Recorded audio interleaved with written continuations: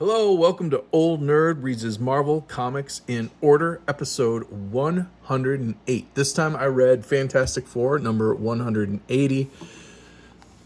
Except I kind of didn't because this is a reprint.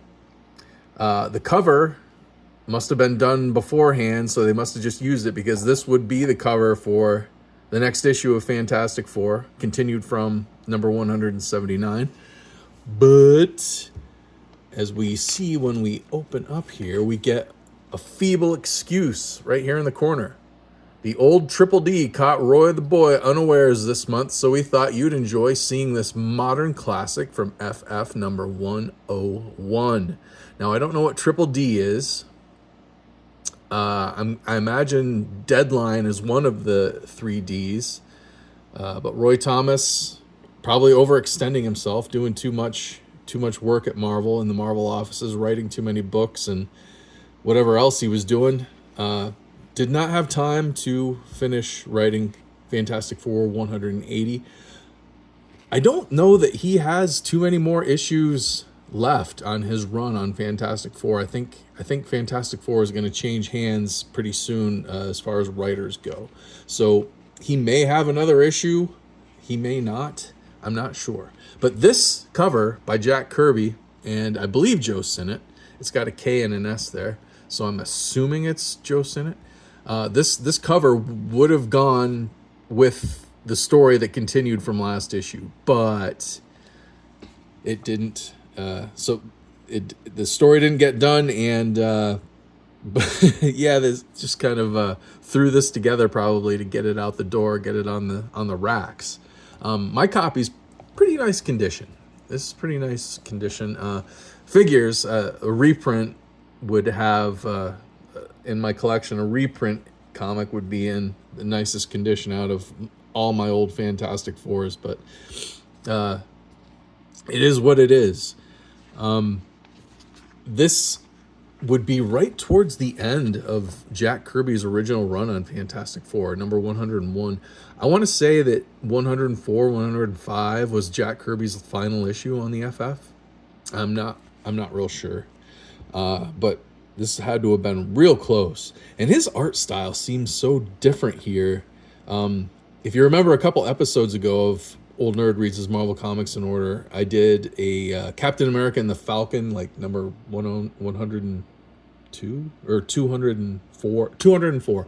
And Jack Kirby is back at Marvel. This is right before Kirby left Marvel for DC. He was there for a couple years and he returned. And right now in 1977, Kirby is doing Captain America and the Falcon. And just a couple episodes ago, I reviewed Captain America and the Falcon 204. And his style seems so different from this. This came out in 1970 to that issue of Captain America and the Falcon, which came out, 7 years later? 6-7 years later is all. His art style seems very different. The same but different. Maybe it's Joe Sinnott's inking that's different. Joe Sinnott isn't inking Jack Kirby on his Captain America work, but I don't know. I mean, even right here, I don't know. It seems different. Like, this seems like it has more fine lines, more detail than he uses currently. The inks, Joe Sinnott's inks, I think tend to be pretty heavy. And I don't know if that was something that happened later in Joe Sinnott's career. He laid down more dark lines, more black ink. Then here he seems to let some finer detail lines come through. But I'm not an expert on Jack Kirby's art. I didn't read like the original Fantastic Four run that he drew. I've read issues here and there, but I'm no expert. Here we've got the King Kong film that came out in 76, I think. Yeah, came out right at the end of 1976. I remember this being pretty exciting. I watched this on TV when I was quite young. Who was this? Was this Jeff Bridges starred in this? I can't remember now. I think it was Jeff Bridges. And the actress, who played who was the actress in this? She's kind of famous, but I can't remember her name. But anyway, yeah, this was originally presented in Fantastic Four 101, and it's a mafia story, Bedlam in the Baxter Building. We start off with this Johnny playing guitar and the Thing dancing with what's her name? Crystal? No, this is Crystal. Alicia. Yeah, that's the Thing's girlfriend, Alicia Masters. So they're dancing. The Thing gets so into it that he falls over and smashes a chair. The fun is interrupted by the doorman bringing in a note saying that the Baxter Building, has been bought by the mafia. And of course, this upsets everyone. And so what do? Oh wait, here's the mafia having a meeting. This is the mafia having a meeting at a restaurant about what they're going to do, how they're going to get rid of the Fantastic Four. But this picture right here, this drawing, this does not look like Jack Kirby to me at all. It looks like Jack Kirby drew someone from a photograph or someone he knew. This does not look like typical Jack Kirby at all. But I don't know, that's just me. Fantastic Four out on a walk. The kids love the Thing, and he lifts up some random person's car. I hope he didn't damage it at all, lifting it up like that. But a helicopter lands on top of the Baxter Building, and Reed immediately identifies it as it's a mafia ship. I don't know how he knows that, but I wanted to talk about LaSalle Extension University. I was reading this, and in 1976-77, right at the time that this comic came out and this ad was printed, LaSalle University had been around for over 60 years, it says. That's pretty interesting. I wonder what their courses were, back in the early 1900s. But that was pretty cool. Oh, and then they have this ad for the Comics Buyer's Guide. You get a subscription for it. That would have been great. $5, you get 26 issues. If I had been a young nerd at the time and had some money to burn, I definitely would have subscribed to that. Anyway, back to the excitement. This is what I find interesting. Sue is treated very, very with kid gloves by Reed, especially since she had little Franklin when she got pregnant. She's actually not even on the team right now, I think. I think Crystal has taken her place. But Reed says, the mafia's here, Sue. You got to take little Franklin to Agatha Harkness. Isn't she the witch? She's a witch, isn't she? I don't remember what the deal was, though, at the time with Agatha Harkness and the Fantastic Four's relationship, but I'm pretty sure she's like a witch. But Reed says, Sue, you take little Franklin there to be safe, and don't you move. He's very protective. This is very old school chivalry, which is you don't see anymore with the whole girl power thing now, girl boss thing. But he sends Sue away, and Johnny just takes off and barbecues these guys up on the roof of the Baxter Building. These are mafia guys, but Johnny just barbecues them. But they're okay because they're in protective suits, of course.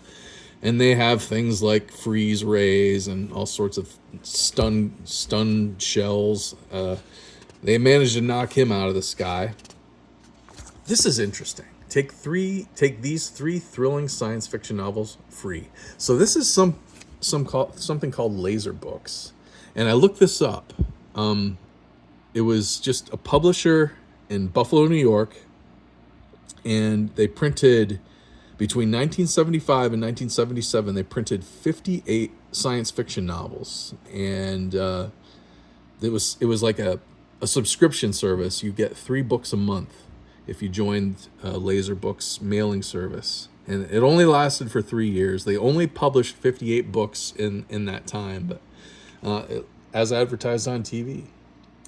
So That would have been pretty neat, a subscription service like that, but it only lasted a short time, so it must not have taken on, or it must not have caught on.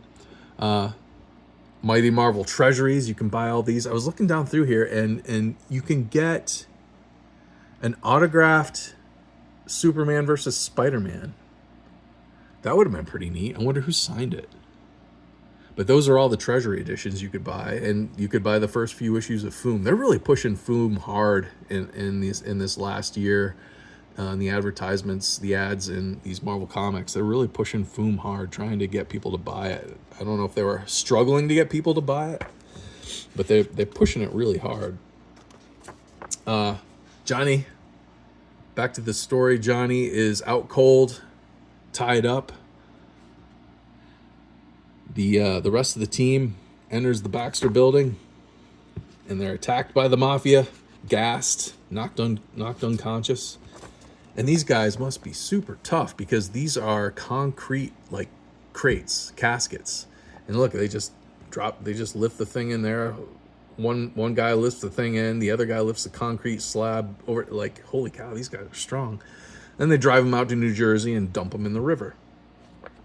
Now, luckily, Crystal is able to use her power to break free. What is Crystal's power? I can't remember.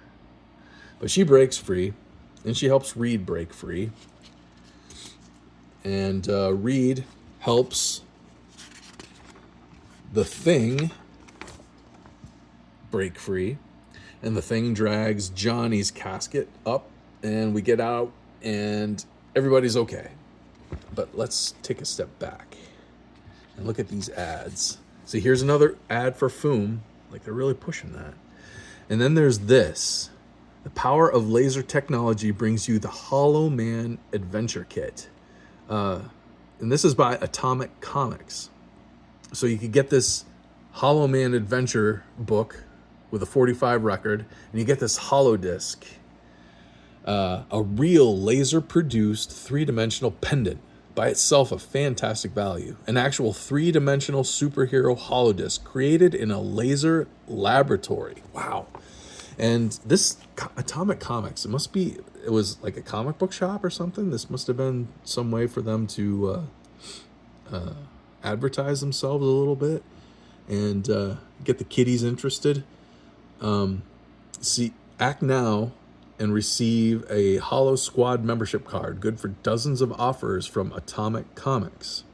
So it must be they're a comic shop, or they're a reseller of comics, maybe. Got a new Roy Thomas book coming out in Marvel Premiere, a new character, I should say, the 3D Man from the 1950s.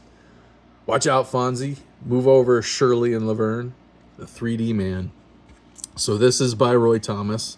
So maybe he had to skip writing the Fantastic Four this month so he could write the 3D Man. I don't know. And here we're advertising the new Rampaging Hulk magazine. And I believe that is Walter Simonson. I believe that's drawn by Walter Simonson because he was the artist on the magazine when it first started. Subscribe to Marvel Comics. $4 for 12 months, and every subscription after that's only $3.50. What a bargain. But anyway, back to the story. Like I said, they got themselves out of the drink, out of the concrete coffins. They hail down some guy in his pickup truck and hop in and get a ride back to the city.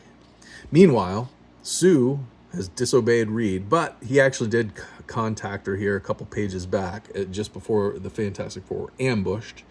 So she makes her way into the building invisible, but they've got some sort of detector that knows she's there, and a big melee ensues. And she's able to dodge him. She's able to keep away. They've got her cornered, but she's not worried because guess what? The Fantastic Four, the rest of the team has arrived. And just as he's about to blast Sue, she puts a force field around him, and he pulls the trigger anyway, and the bullet ricochets around inside the invisible force field, which frightens the poor fella. And he's about to shoot him again, but he's blasted by the doorman. And Reed confesses that he should have suspected the doorman sooner because the doorman has only been there a couple weeks, and we Scooby-Doo him, pull off his hat, which pulls off a mask and wig, uncovering the head of the mafia who just bought the Baxter building. He's been posing as the doorman in order to surveil the Baxter building and the team, and everything's nice and tidied up for the end of the comic. And it ends on kind of a down note. Why, darling? Why must he grow up in a world of crime? And she's referencing their son, Franklin, in a world of crime and fear. That's why we fight, my darling, to change that world as much as we can. The end. Next, Armageddon. So I don't know if Armageddon is the next issue after 101, if that's for issue 102, or if they're talking about if they're talking about issue 181, the next issue. So it's hard to say. But let's go back to the bullpen bulletins. Got some interesting stuff going on here. Stan is announcing that Spider-Man is now a syndicated comic strip that he's writing and John Romita is drawing. And there's also two other things here. The Virtue of Vera Valiant and another thing, Says Who. So these were two other features that were going into newspapers that Stan was talking about. I don't remember them, but Spider-Man went on for a long time. It might even still be going on. Here we've got the announcement of the Rampaging Hulk magazine, and Doug Mensch is writing it, Walt Simonson and Alfredo Alcala doing the art. Here's a bunch of weddings. This is Gene Colan's surprise birthday party for his 50th birthday. He got a surprise birthday party out in New Jersey. His wife threw for him. Chris Claremont and Bonnie Wilford got married. Irene Vartanoff got married. Scott Edelman got married. Remember Scott Edelman from some older videos that I did. He was the one who did the Scarecrow character that was in like Marvel Premiere or Marvel Chillers, I forget now. Red Sonja got her own song by Mike and Sal Caputo. They debuted it in a nightclub in New Jersey, and they planned on recording it. I don't know if that got recorded or not. I'll have to maybe see if I can find that on YouTube. And Master of Kung Fu hits issue number 50. And Warlock and Deathlock are going to show up in Marvel Team Up, Marvel 2-in-1, Marvel Spotlight. Yeah, all kinds of cool stuff in the bullpen bulletins this month. And then you get your obligatory Hostess ad. This one, I'd like to know who this artist is. I feel like I should recognize this guy's style, but I don't. Yeah, I can't quite tell who the artist is. Who knows? Does somebody out there know who this artist is? I want to know who this artist is. But yeah, that's FF number 180, or should I say a reprint of FF 101. So last month's Fantastic Four will continue in the following month, finally. And I'm not sure if Roy Thomas is going to be the writer or not. We'll find out. If this kind of video is fun for you, please subscribe, please comment, please like it, please share it. If you know any other old nerds out there like us who might enjoy this kind of video, please share it with them. I do this kind of video as I read my Marvel Comics collection in publishing date order. Now that's not strict order. I bounce around a little bit, but I try and read them in publishing date order. And I'm just going through my comics collection and doing a video on each one. So if that sounds cool, please subscribe. If you would, comment down below with any cool trivia or anything you know about this issue of the Fantastic Four. I'd like to learn more. And stick around for more. I appreciate you watching. We'll see you next time. Bye-bye.